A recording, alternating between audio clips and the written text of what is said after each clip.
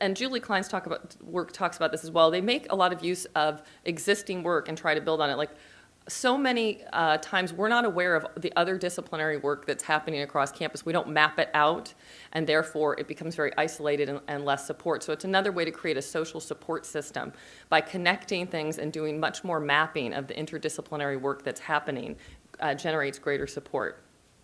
And then lastly, they do a lot of faculty support in terms of trying to have them, and it would be not your sort of typical professional development, but it would be having somebody who really had understood the value of interdisciplinary research on their campus stand up and talk to others, and who is influential and well-known, and talk about the value of it. So it's not faculty development in terms of somebody necessarily standing up and saying, I'm going to talk to you about how you can do interdisciplinary learning in your classroom. And that is also important kind of faculty development, but it was also just important messages about the intrinsic and extrinsic value of interdisciplinary along the lines of the conversations we're having here, but bringing that back to campus.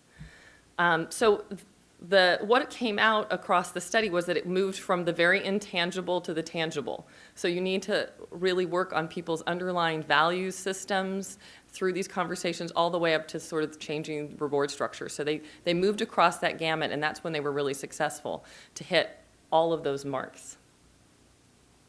So I ask you, as you move forward, where is your campus in terms of examining the degree to which you've taken on any kinds of redesign of what I've talked about? And I know many of these campuses have. But what are the kinds of things you can and are willing to tackle as you move forward to sustain interdisciplinary teaching and learning on your campus? A thought to leave you with. Got a few more minutes. One thing that's been mentioned by some of our speakers earlier and is in your book, there's a picture of the mobilize, implement, institutionalize.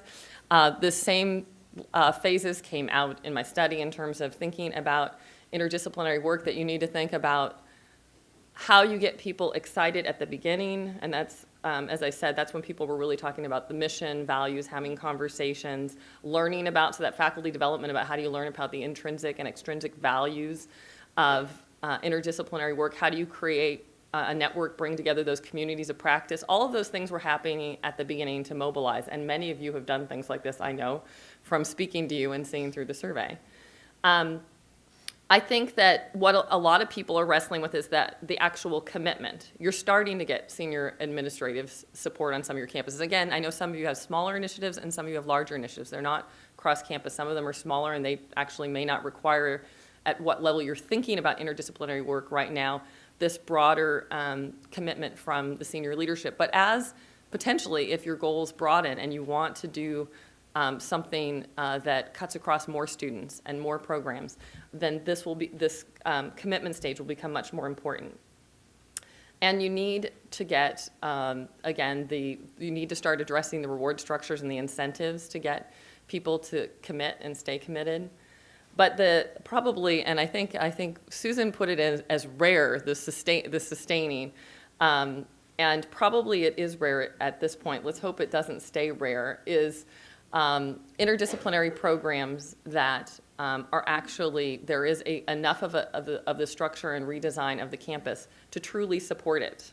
So whether it's the right accounting and computer system in place, and the right centers, and the right kind of resources, and the right kind of senior administrative support, and the right values, that people are still not saying, we don't believe in the kind of work you're doing in terms of interdisciplinarity.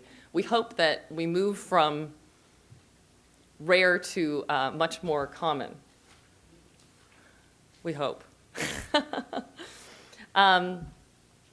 I do want to comment on that. One of the things that I found is that building commitment stage, and many of you may be feeling this, takes a lot longer in higher education institutions. We are ones that like to argue and debate, and it takes a lot longer to get people on the same page to support the initiatives. So I think people end up in that mobilizing stage a lot longer than we would expect in other organizations. And then it can make this process very frustrating because you want to get more on into implementing and feeling like the courses are in place and students are getting value out of this and we can assess it and you're getting there, but oftentimes takes it's a lot harder, and you need to leverage, as I was talking about, those outside pressures and voices to help get people, past mobilization into implementation. And so I ask you, as you move forward into this afternoon and beyond the PKAL initiative, the formal initiative you've been in here, as where is your campus at in this phase of change? And are you leveraging the needed strategies to keep you moving forward to the next phase, hopefully to getting to a point where you are having this sustained on your campus, that there is support, that you're not wondering in 2 or 3 years if colleagues think that this is a good thing that we should be doing and not trying to dismantle it. So I just wanted to ask you, for an example here. So this is what we're doing, for example, on my own campus. There is a strategic plan that now focuses on interdisciplinary research. So the people on campus have aligned their work, their interdisciplinary work, with what has become now a stated part of our strategic plan. There is some seed money that supports a series of interdisciplinary studies each year. We have some awards for interdisciplinary excellence in place. They have just started doing speed dating. I don't know if you've tried this, so that you can meet people across campus that are doing similar kinds of work that might build into interdisciplinary research. They're just started to give money. So if you say, I want to bring together these 6 areas to talk about where we might go with either research or a teaching initiative, there's money to host this conference to do that kind of work. There's also money to get people together to kind of sit in a room to apply for grants related to research. And a lot of these, you'll notice, maybe are a little bit more on the research end than the teaching end, although some of them are focused on teaching. They're using the indirect money from interdisciplinary grants that come in to seed other efforts. And they're providing some of the, what Julie Klein talks about, central oversight, which is to, map more of what's happening across campus so people can connect, so that there's some, some systems in place to provide support for interdisciplinary efforts, and they're not out there isolated on their own. What do you all think of this? Is this going to work? Sure? No, everybody thinks it's going to work? Why might it not work? I don't think it's going to work.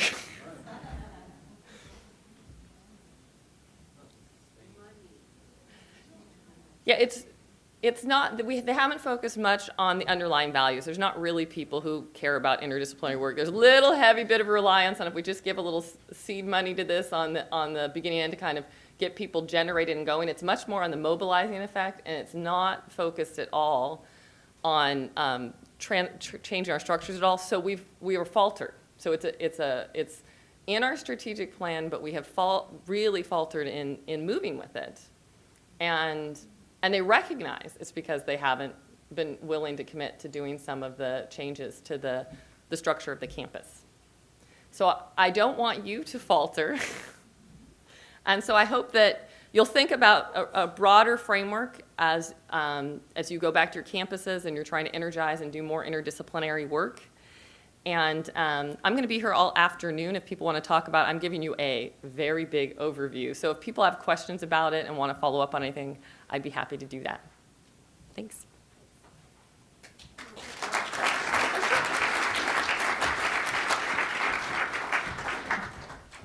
We do have time for a question. If somebody wants to step to one of the mics, go right ahead. I think you might have to turn it on first.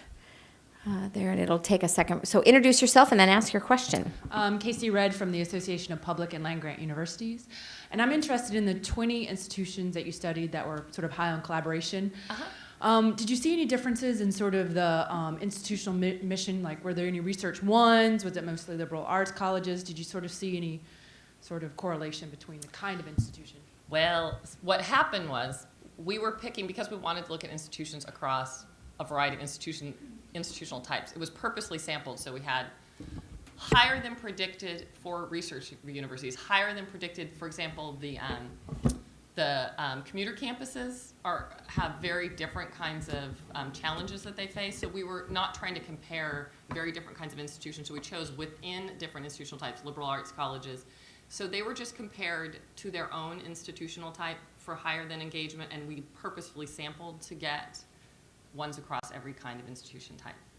So there weren't trends, but we also didn't examine trends, like were liberal arts colleges just more engaging than research universities, because there's sometimes unfair comparisons because some campuses have much more difficulty getting engagement because of the nature of the institutions. Just in general, do you see any sort of trends outside these 20, maybe in other research you've done? Is interdisciplinary more difficult to do at larger universities than? Okay. So for that question, I would say that interdisciplinary work, and the reason I focused on my research on larger institutions. And the reasons I focused on that was because in the institutions that we had in the NESI study, as one would not be surprised, they needed to do more to redesign, to rethink their structures, and do things a little bit more formally. All of these principles, I think, will hold across institution types, but it's particularly important to do some of the change in structures in larger institutions. So, and I honestly, there's been no national study or comparison to pick this up. This is just intuition from having gone out to a lot of these different campuses, but I don't have widespread empirical data to support it. So it's not necessarily harder at larger institutions, but they may need to address the structures more than... Be more intentional, about addressing the structures. Because maybe they have more structure? Or more silos, or more, why? So the unsupportive structures, the slides I put up at the very beginning, they've got more of those unsupportive structures. That need to be dismantled. Yes, yeah. All right. Thank you. So again, Adrianna's going to be with us all afternoon as well. You. And so I want to thank her. Let's thank her again for her comments and her work with us.